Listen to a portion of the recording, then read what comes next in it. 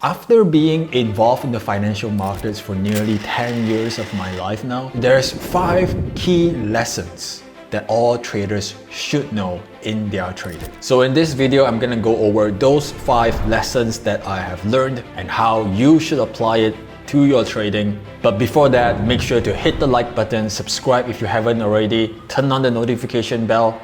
Let's get started. One of the most crucial mindset traits a trader should have is having a poker face. And that's exactly what it sounds like. Imagine being a poker player at a poker table.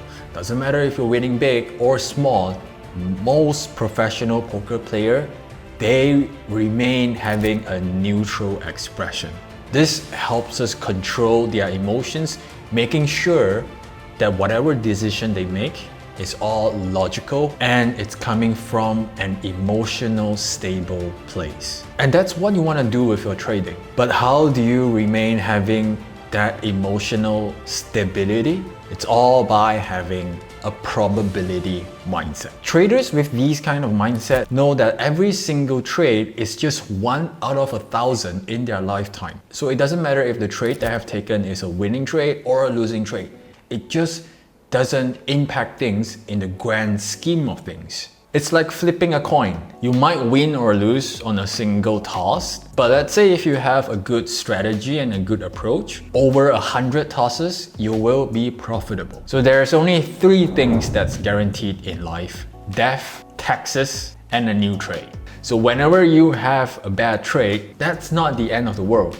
There's always going to be a trade coming up next. So instead of obsessing over your losing trades, focus on executing the right approach for the next setup. Because over the long run, that's going to help you get to where you want to be as a trader. As Alexander Elder would say, the goal of a successful trader is to make the best trades. Money is secondary. The second lesson I've learned is the importance of routine and self-accountability. Successful traders oftentimes operate like machines, or a better way of putting it, operating like a pro athlete. They do all the same thing every single day, from the time they wake up to the time going to bed. They're consistent, they're disciplined, and unwavering in their routines. So a typical trader of that sort would look like waking up 6:30 in the morning, going to the gym or going for a run, come back, take a shower, have a full breakfast, look at their trading checklist, scan the markets, look for their strategy to appear in the market, execute, and then move on. All this routine is mainly to do one thing: reduce emotional interference. One of the biggest challenge traders would face is dealing with losses. Because you can build up winning trades for over a few days, a few weeks, sometimes even a couple of months of consistent winning trades. But a few losing trades may wipe off 25% of it, half of it, sometimes even the whole chunk of the winning trade would just go away from a few losing trades. It is and it will be mentally taxing and draining. And that's exactly why sticking to a strong routine would help you decrease the mental fatigue.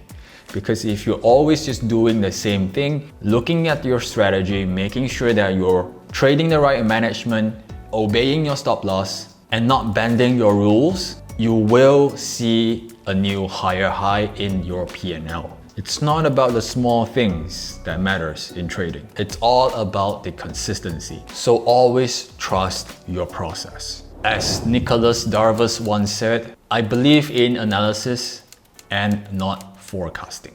Now the third lesson ties in with the second lesson very closely, and that's trading euphoria.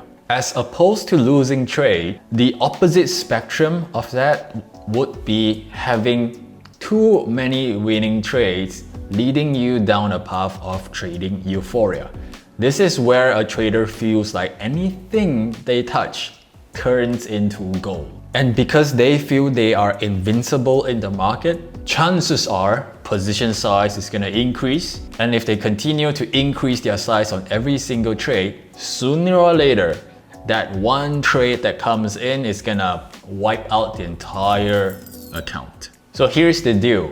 Euphoria leads to bad decision making. Managing your emotions when you are on a winning streak is equally or more important than managing your emotions during losing trades. One way to combat this is not focusing on your P&L and just think that every single trade is just part of your daily routine. It's the same thing. Treat it like you're just making your bed in the morning. It's just part of your routine. So always make sure whatever you do not size up if you feel you're invincible. Maintain a consistent risk size and never assumes you are better than the market. As the famous quote by Ed Seikoda once said, the elements of good trading are number 1, cutting losses, number 2, cutting losses, and number 3, cutting losses. If you can follow these 3 rules, you may have a chance. Lesson number 4, rules, losses, and self-audit. Now, losses are inevitable, but how you respond to them define your success. Great traders embraces their losses as a learning opportunity. Instead of just putting them aside, just looking for a next opportunity, what great traders do is they really sit down, take the time, look at what they have done wrong, look at what they could have done better so that they can take that experience and take it onto the next trade. One of the most common mistakes I see traders do in the beginning phase of their trading career is not cutting losses. You will often see stories about how traders would move their stop loss lower just because price is coming lower and they believe things would turn around. And if things aren't turning around, they will move the stop loss lower and lower and lower to a point where the market is just moving so fast that it takes out 50% of their account in one single trade. That's not something you want to do. I've heard this saying from a famous trader, and they were saying, if you have a punctured tire when you're driving, you don't go down the car and slash all the other 3 tires. You call the towing truck for help. So that's not what you want to do. So if that's logical to some of you, that means it has to also be logical not to move your stop losses when you're trading. So to do this effectively, you need to make sure you separate your emotions from your trading. Have a clear set of rules to know where exactly you're stopping out. And if the market does stop you out, so be it. The market doesn't care about your feelings, it only cares about supply and demand. As David Sikosana once said, losses are necessary as long as they are associated with a technique to help you learn from them. Lesson number 5, clarity over positivity. Now, with the world that we're living in now, with the world that always emphasizes on being woke, there's a popular idea that staying positive will lead to success. But successful traders, they oftentimes do not think in terms of positivity. They think in terms of clarity. They focus on seeing things as they are, not how they hope it will be. Instead of saying, I'm sure this trade is gonna go my way, they think, what are the probabilities? What's the market telling me? What's the supply and demand area here? What's the price action looking like right now? It's super important that for professional traders, this mindset helps them stay grounded and avoid wishful thinking. So to replace blind positivity, practice focusing on clarity instead. Be fully present, analyze objectively, and make decisions based on reality, not hope.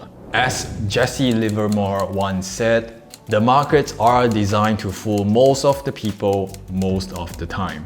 So mindset is important. Some people say trading is 80% mindset. I would disagree with that because a right strategy is still very important, but make sure you have the right mindset coming into trading. If you have a good trading approach, a good strategy, and if you have the right mindset, your trading performance will follow. It's just gonna be a matter of time. So embrace discipline, master your emotions, and think like a professional trader focusing on clarity, not hope. So if you enjoyed the video so far, make sure to hit the like button, subscribe if you haven't already, turn on the notification bell, and I'll see you on the next one.